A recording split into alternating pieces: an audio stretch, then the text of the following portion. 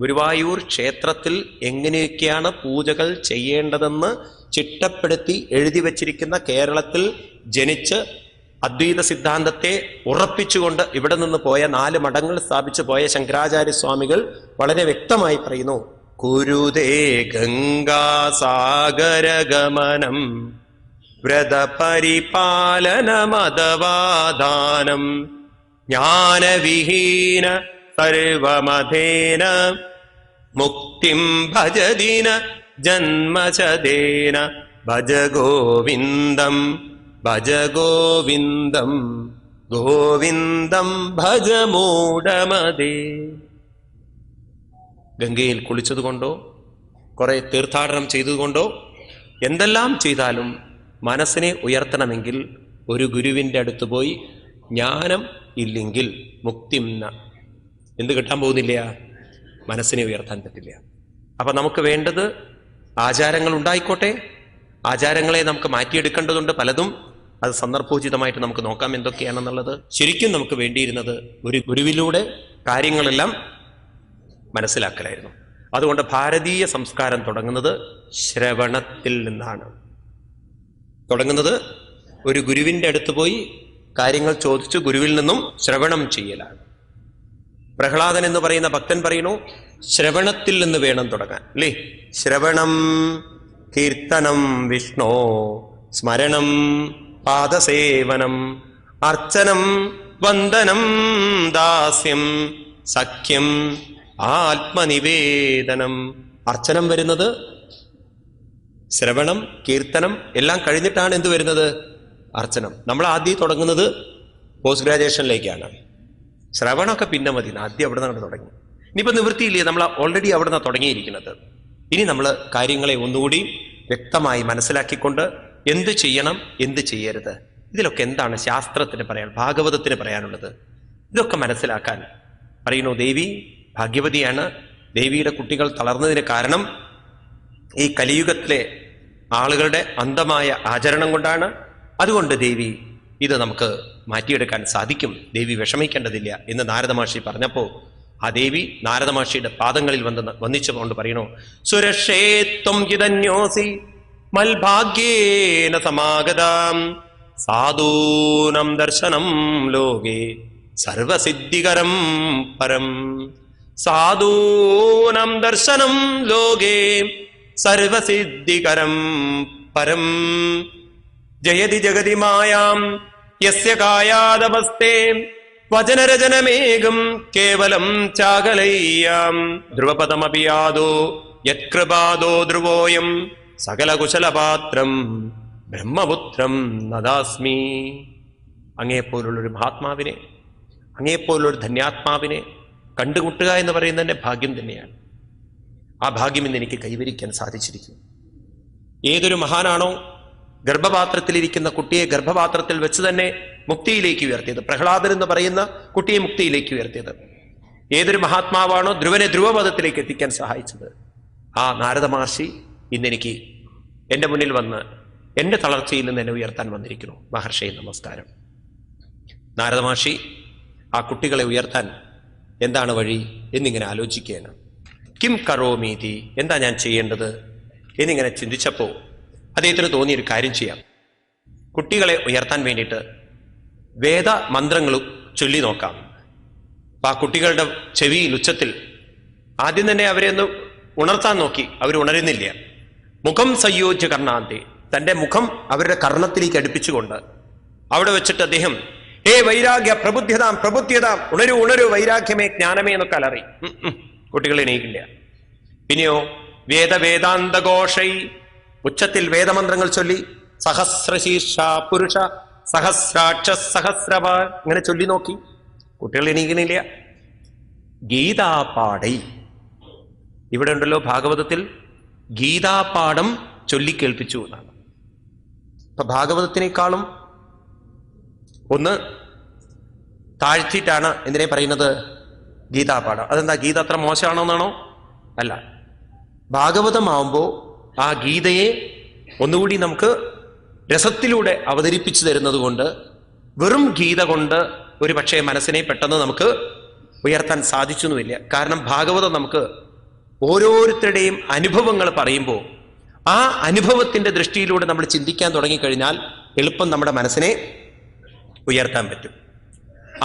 അമ്മയുടെ അനുഭവം വഴുക്കുന്നു എന്ന അനുഭവം പുത്രനോട് പറയുമ്പോൾ പുത്രന് ആ ബാത്റൂമിലേക്ക് കയറുമ്പോൾ അമ്മയുടെ അനുഭവം ശരിയാണെന്ന് ബോധ്യം വരുന്നത് പോലെ കുന്തിദേവിയുടെയും ഭീഷ്മരുടെയും അനവധി ആളുകളുടെ കഥ പറയുമ്പോൾ ആ അനുഭവങ്ങളിലൂടെ നമ്മൾ കടന്നു പോകുമ്പോൾ, പേഴ്സണലായിട്ട് കടന്നു പോകല്ല, മനസ്സുകൊണ്ട് കടന്നു പോകുമ്പോൾ നമുക്ക് വേണമെങ്കിൽ നമ്മുടെ മനസ്സിനെ അവരനുഭവിച്ച അനുഭവത്തിന്റെ പാഠങ്ങളെ ഉൾക്കൊണ്ടുകൊണ്ട് മനസ്സിനെ ഉയർത്താൻ സാധിക്കും.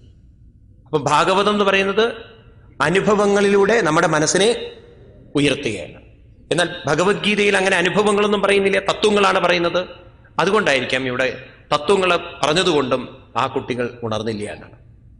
കണ്ണൊന്നിങ്ങനെ തുറന്നു എന്നർത്ഥം. ഗീത കേട്ടിട്ട് ഒരു ഉയർച്ച ഉണ്ടായി, കണ്ണൊന്ന് തുറന്നു. പിന്നെയോ ജൃംബന്തു കൊട്ടുവായിട്ടു വീണ്ടും അവിടെ തന്നെ കിടന്നു. നാരദ മഹർഷിക്ക് വലിയ വിഷമായി. അദ്ദേഹം ധ്യാനനിരതനായിട്ടിരുന്നു കൊണ്ട് ചോദിക്കുകയാണ്, ഭഗവാനെ കിം വിധേയം മയേദിശ, ഈ കുട്ടികളെ ഉണർത്താൻ എനിക്കെന്താണ് ചെയ്യാനുള്ളത്? ഉടനെ അദ്ദേഹത്തിന്റെ ഉള്ളിൽ വ്യോമവാണി, ഉള്ളിൽ ആകാശവാണി. മാ ഭൂ ഋഷേ ഖിദ്യതാമിതി, മഹർഷേ തളരരുത്, വിഷമിക്കരുത്, ഇതിനൊരു മഹത്തായ കാര്യം ചെയ്യാനുണ്ട്, വ്യസനിക്കേണ്ട.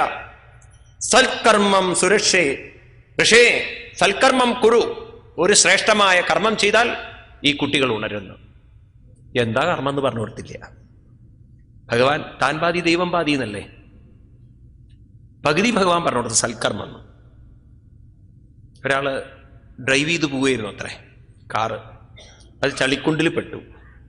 അയാൾ ഉറക്കം വിളിച്ചു, ഭഗവാനെ ഗുരുവായൂരപ്പ, ഞാൻ എത്ര വട്ടം അങ്ങേ തൊഴുതിട്ടുണ്ട്, എന്തെല്ലാം വഴിപാടുകൾ ചെയ്തിട്ടുണ്ട്, എന്തെല്ലാം പ്രാർത്ഥനകൾ ചെയ്തിട്ടുണ്ട്, എത്ര പ്രാവശ്യം ശയനപ്രദക്ഷിണം ചെയ്തിട്ടുണ്ട്, താൻ പാതി ദൈവം പാതി എന്നല്ലേ, ഭഗവാനെ ഈ ചളിക്കുണ്ടിൽ വീണ കാറൊന്ന് പൊക്കണേന്ന്.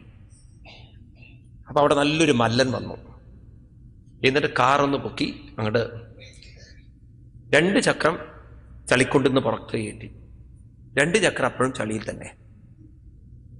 അപ്പൊ ഇദ്ദേഹം പറഞ്ഞു, സുഹൃത്തെ, ഭഗവാൻ തന്നെ പറഞ്ഞയച്ചായിരിക്കും അങ്ങേ, ഭഗവാൻ തന്നെയാ വന്നിരിക്കണതേ, കുറെ കാലം തൊഴുതല്ലേച്ചിട്ട് വന്നതാ, ആ ചക്രം കൂടി ഒന്ന് പൊക്കി വെച്ചാൽ നന്നായിരുന്നു. ഉടനെ ഭഗവാൻ പറഞ്ഞു, താൻ പാതി. അങ്ങനെ സുഖിക്കേണ്ട സുഹൃത്തെ, പകുതി ഞാൻ ചെയ്തു, മുഴുവൻ ചെയ്തു തരുന്നൊന്നും വിചാരിക്കേണ്ട, പകുതി നീ തന്നെ ചെയ്യണം. ഇതുപോലെ നാരദ മഹർഷിക്ക് പകുതി കാര്യം മനസ്സിലായി, പറഞ്ഞു കൊടുത്തു ഭഗവാൻ. സൽക്കർമ്മം ഗുരു, എന്താ കർമ്മം എന്ന് പറഞ്ഞു കൊടുത്തില്ല.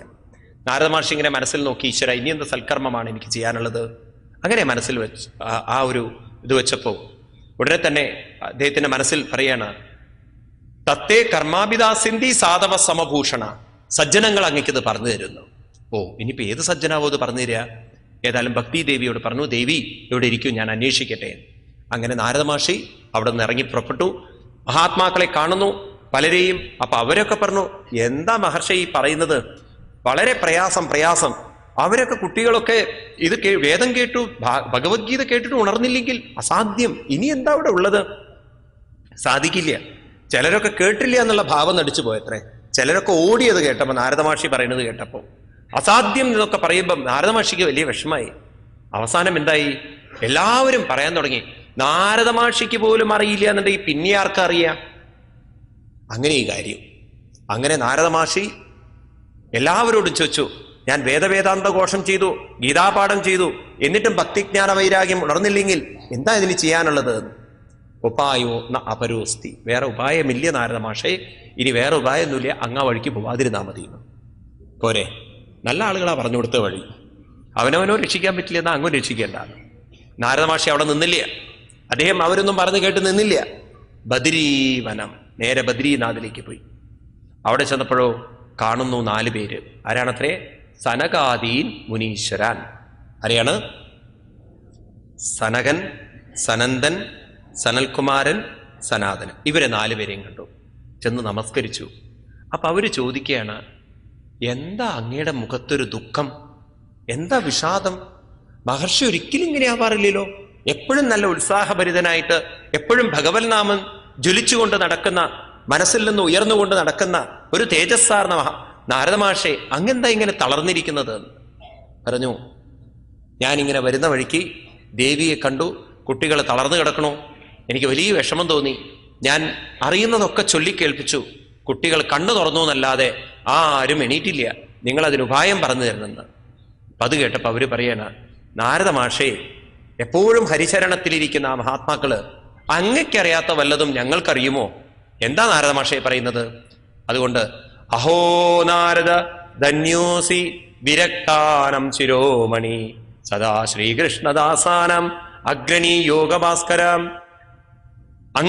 അങ്ങേക്കറിയാത്തതായിട്ട് ഒരു മാർഗവുമില്ല. എപ്പോഴും ഭഗവാന്റെ നാമസങ്കീർത്തനം ചെയ്തു നടക്കുന്ന അങ്ങേക്ക് എല്ലാം അറിയാം. ഏതായാലും അങ്ങ് ചോദിച്ച സ്ഥിതിക്ക് ഞങ്ങൾ പറഞ്ഞുതരാം.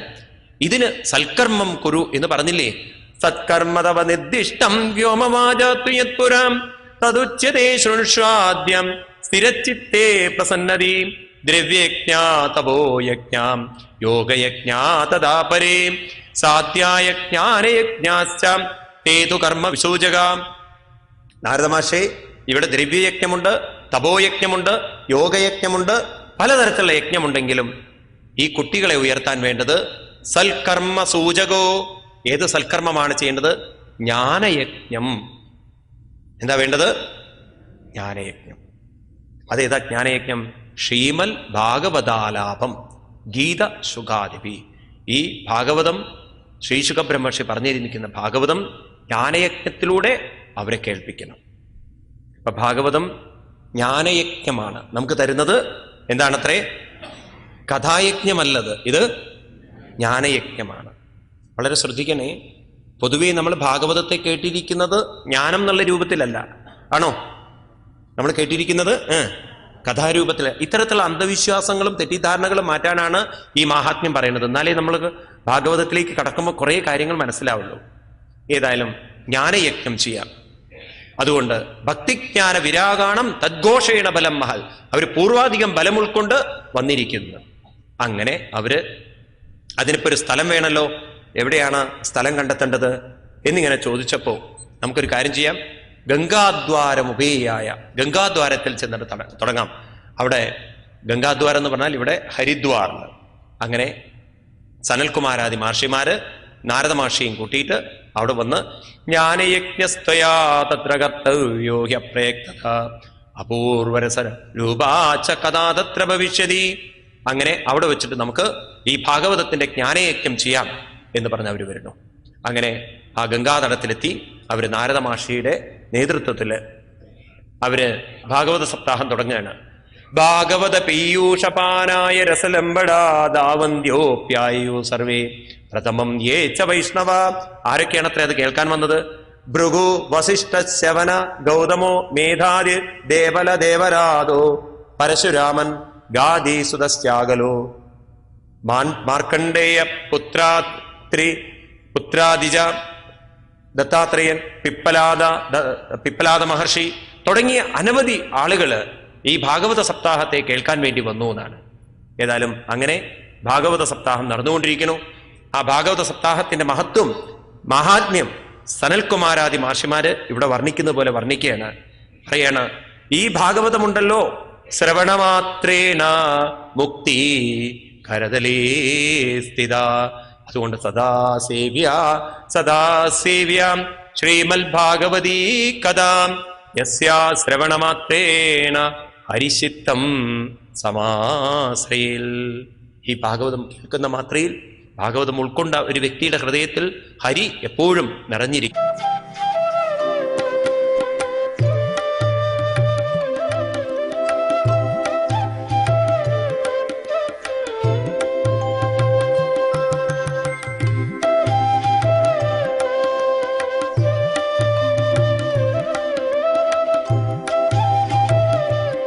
വിശദ വിവരങ്ങൾക്ക് ശ്രീകൃഷ്ണ സേവ ചാരിറ്റബിൾ ട്രസ്റ്റ്, ഭാഗവത മന്ദിരം, മമ്മിയൂർ, ഗുരുവായൂർ, തൃശൂർ. പിൻകോഡ് 6801.